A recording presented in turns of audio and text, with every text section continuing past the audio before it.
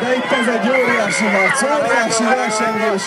Ez az utolsó sárkányhajó futandam mára.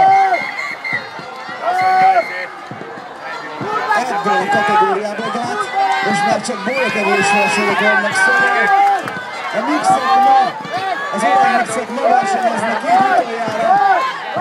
Ki a legjobb, ki a leggyorsabb, ki ér be elsőként? Ez a kérdés.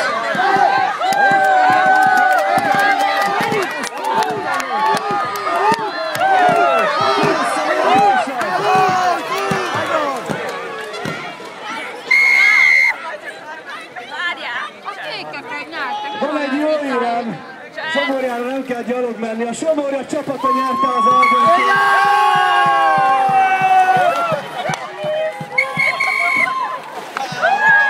A második helyen a 3-as pálya, a 10 ötös csapata végzett.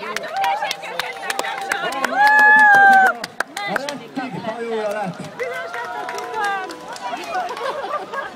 Karolin, Ágnesnak megfogod a kezét. 1-0-9-4, 1-0-9-7 és 1-0-9-9.